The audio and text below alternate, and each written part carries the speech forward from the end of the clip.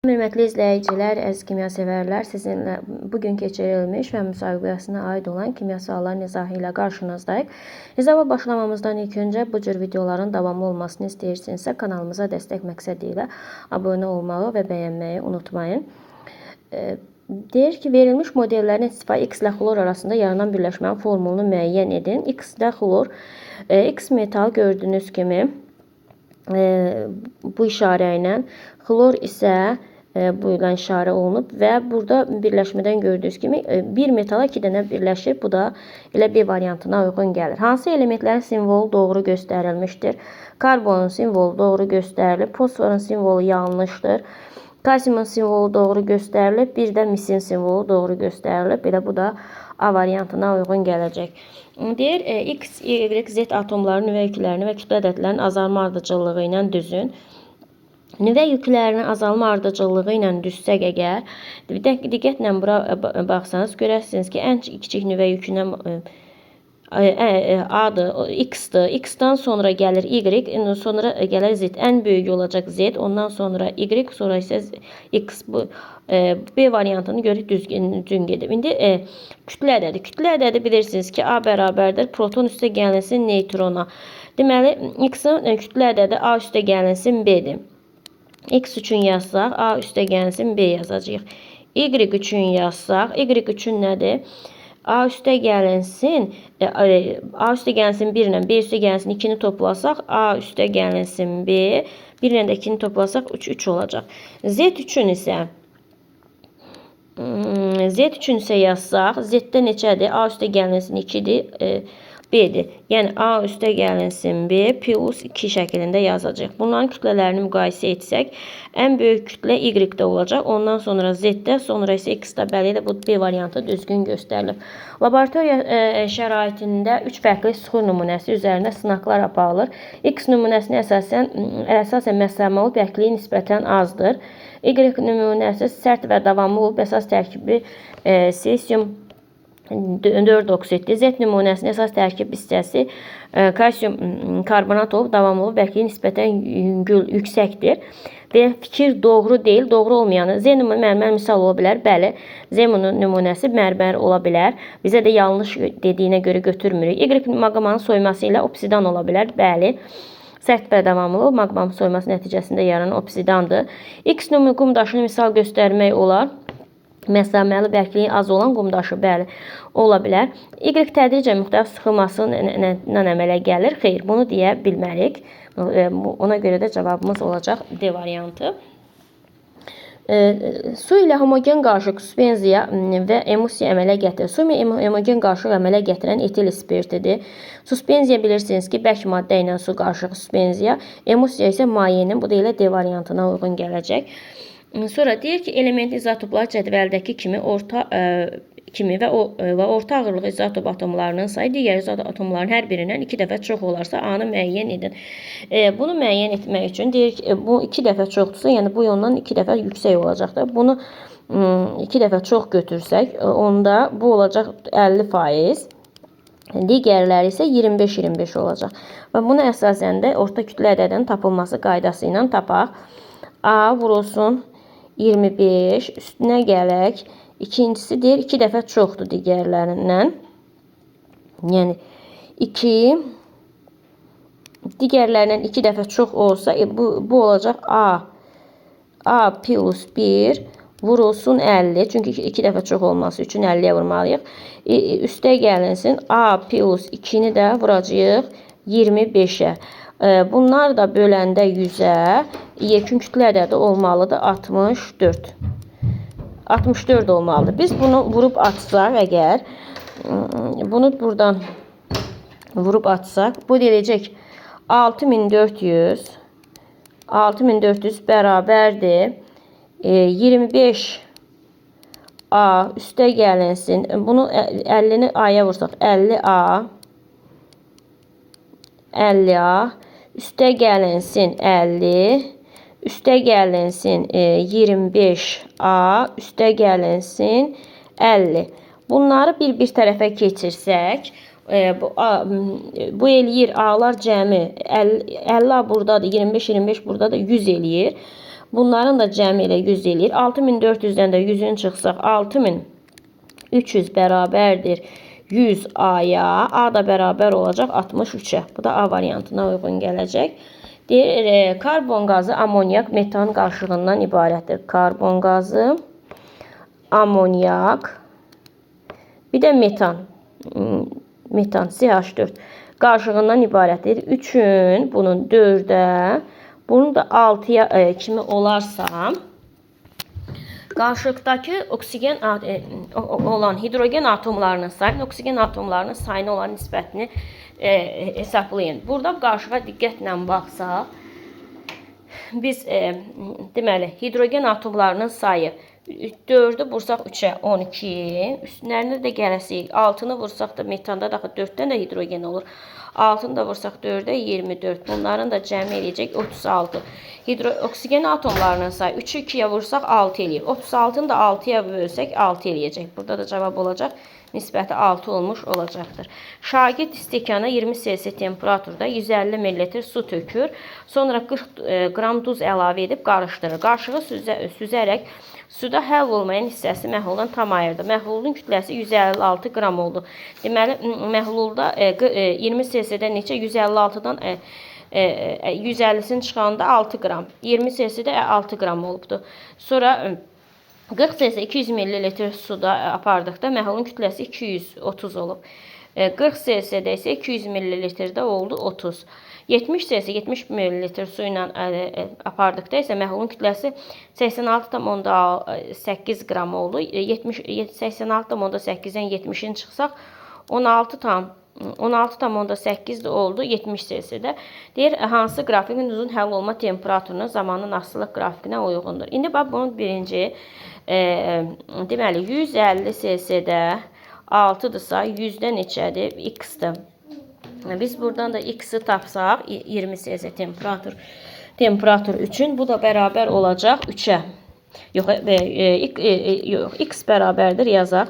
150 100 vurulsun 6'ya. Bu da bölsək 4 eləyəcək. Deməli X-imiz üçün 20 cc temperatur üçün oldu 4 qram. İndi keçirik 40 cc temperatur üçün. 40 cc temperatur üçün deyir ki 70'də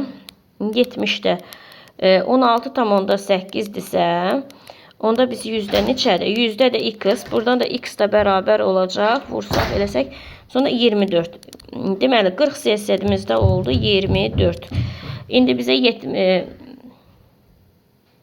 40'da 24, bu 70 40'a aid deyildi. 70 cc-də. 70 cc-də oldu 24. Demək 20-də 4-dür. 70-də 24-də 40 üçün hesablayaq. 40-da neçə deyir? 200 ml 30'dur. Deməli 200-də 30'dursa onda 100-də də neçə olacaq? 15. 40 dərəcəmizdə də oldu 15. İndi biz götürməliyik ki 20 cc-də 4 olan, bura diqqətlə baxsaq 20 elə budur düzgündür. 20 cc-də 4 olan budur. 40 cc-də burada gördüyünüz kimi 15'ə uyğun gəlir. 70 cc-də də burada 24'ə uyğun gəlir. Cavabımız olacaq. Burada C variantı uyğun gəlmiş olacaqdır. Sonra deyir ki 9'da bizdə iyonlar verilir. Verilmiş məlumata əsasən Y atomun kütlə ədədini hesablayın. X və iyonlar elektron sayları bərabərdir. Yəni bu nə deməkdir? Bu o deməkdir ki yer açaq indi sizə. Deməli elektron sayları bərabərdir. Bu o deməkdir ki, bunun proton sayı 1-dirsə, P1 üstə gəlinsin, bu mənfi plus 3-dürsə, plus 3-dür deyə özündən 3 elektron verib. 3 elektron verəndə P2 də özünə, buradan gördünüz mənfi 2-dir. 2 elektron alanda bir-birlərinə, yəni elektron saylar bir-birlərinə bərabərdir. Bu da P2 bərabərdir. Burada da deyir ki, P1'in üstünə N1 gələndə 27 olur. P1 üstə gəlinsin N1 bərabərdir 27-yə.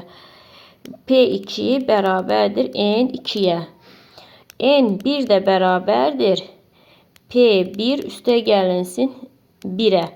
Buradan biz bildik ki buradan P1'i tapsaq əgər, buradan P1'imiz bərabər olacaq neçə? -3 bu üzə keçən P2 üstə gəlinsin 5 olacaq.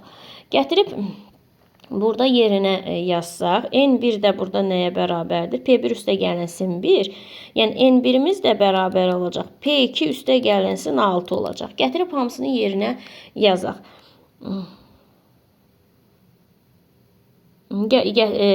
Gətirib yerinə yazsaq əgər, P2 üstə gəlsin. Bu da bərabərdir. Deməli, buradan yazsaq, bu da N1 və P2 üstə gəlsin 6-ya. P2 üstə gəlsin 6. Buradan da deyir ki, 27-yə bərabərdir. Gətirsək, deməli, P1'imiz neçə oldu? P2 üstə gəlinsin 5. Üstə gələk. N1'imiz neçə oldu? P2 üstə gəlinsin 6. P2 üstə gəlinsin 6. Bu da bərabər olacaq 27-yə. Buradan da 2P2 bərabərdir. P2 bərabərdir. Buradan da bu keçəndə, buradan da P2 bərabərdir 16-ya. P2 də bərabər olacaq 8-ə. Deməli, bizdən kütlə ədədini deyir. P2 N2-yə bərabər olduğunda N2 də bərabər olacaq 8-ə. A da bərabər deyil ki, P üstə gəlinsin, proton üstə gəlinsin neytron. Bu da eləyəcək 16. Növbəti sualımızın izahına keçirik. 15. Deyir, X maddəsi müxtəlif tem suda həll olması verilmişdir. 60 cc-də 250 qram suda hazırlanmış doymuş məhlul 20 cc-yə qədər soyutduqda 100 qram X maddəsi çökürsə A-nı müəyyən edin. İndi buradan 250-də 100 qram çökürsə, buradan yazaq. 250-də 100 qram çökürsə, onda 100-də neçəsiz çökəcək? 100-də də çökəcək X-i. Buradan da X da bərabər olacaq 40. Deməli, bunda 40'ı çökmüş olacaqdır. Burada deməli 60 cc-də bu 80'in üzərinə də 40 gəlməliyik ki, 60 cc-də neçə də həll olunub onu tapaq. 80'in üstünə də 40 gəlsək 120 eləyəcək. Şagird hansı halda kimya labor təhlükəsiz qaydasını pozmur? Buradan bax, maddənin iyini müəyyən etmək üçün buxarın özəlliyi özünə tərəf istiqamətləndirir. Bir budur, kimya maddə zəhərlənən sinif yoldaşını təmiz havaya çıxar və həkimə çağırır. Bir də budur, elə bu B variantı uyğun gəlir. Qırmızı fosfor üçün doğru olanları müəyyən edin. Suda həll olmur, bəli. Zəhərli və sarımsaq ağ fosfora aiddir. Qaranlıqda işıq saçır, bu da ağ fosfora aiddir. A variantı olacaq. Uyğunluğu müəyyən edin. Hidrogen və helium qazı. Hidrogen və helium qazına uyğun gələcək B. Hidrogen və amoniak qazı buna uyğun gələcək C. Su buxarı və karbon qazı buna da uyğun gələcək A. Bu da 18-ci sualımızda B variantına uyğun gəlir. Deyir ki, iyonlarda proton sayı P, elektron sayı E ilə əsasən katyonu müəyyən edin. Katyon nədir? Proton sayı yüksəkdirsə buna katyon deyilir. Biz baxaq, buradan X-ə baxırsınız. X-də baxırsınız, elektron sayı, proton sayı elektron sayından böyükdür. Bir katyonumuz olacaq X. Bir də Y-ə baxırsınız. Y-də də yine proton sayı elektron sayından çoxdur deyə ona görə bu olur katyon. Qeyri-metalları müəyyən edin. Azotdur, bromdur, oksigendir. Bu da B variantına uyğun gəlir. Sxemə əsasən doğru ifadələri müəyyən edin. Bax, burada görürsünüz, burada 2 dənə elektronunu verib. 2 dənə elektronu veribsə o müsbət yük olacaq. Bir düzgündür. Mənfi yüklə iyon əmələ gətirir, xeyir. Və özündən elektron verəndə müsbət yüklər. Neytron sayı azalır. Ümumiyyətlə yadınıza saxlayın. Element özündən elektron verəndə, elektron alanda neytron sayına təsir getmir. Proton sayına da təsir getmir. Ona görə də 1, 4, bu da C variantına uyğun gəlir. 21-ci sual. 22-ci sual. Maqmatik suxur deyil. Mərmər maqmatik suxura aid deyil. İyonlar elektron sayı A plus B. Bax, burada proton sayını müəyyən edin. A plus B bərabərdir 82. A minus B bərabərdir 18'ə. Bunu biz sistem tənliyinə gətiririk. Alt-alda toplayanda nə olur? Bunlar gedir. 2A bərabərdir 100'ə. A da bərabərdir 50'yə. Tapdıq mı A-nı? İndi buradan gətirib yerinə qoyub taparıq. X üstə gəlinsin. Oksigen 8-dir. 8 və 4-ün neçə edəcək? 32. Mənfi olduğuna görə üstə gəlirik. 3 bərabər olur 50-yə. Buradan da X bərabərdir. 50-dən də 35-in çıxsaq 15 olacaq. Bu da D variantına uyğun gəlir. Almaz və qrafit. Almaz nədir? Şəffaf və rəngsiz mayedir, rəngsiz maddədir. Sonra elektrik cəryanını keçirir. Bu aiddir qrafitə. Sonra karbon atomlarının təşkil olunub hər ikisinə aiddir. Karandaş içiliyindən də bu da qrafitə aiddir. Bu da D variantına uyğun gəlir. Şəkildə təsvir olunmuşdur. Deməli, təzyiq artdıqca qazların suda həll olması artacaq. Elə düzgün cavab elə B variantına uyğun. Çünki görürsünüz aşağıya sıxır, basır və bu zaman neyinir? Təzyiq artır. Təzyiq artdıqda görə də yuxarıdakı qaz qabarcıqları mayenin daxilinə doğru hərəkət etmiş olur. Bu qədər. Diqqətinizə görə sağ olun. Bəyənməyi və kanalımıza abunə olmayı unutmayın.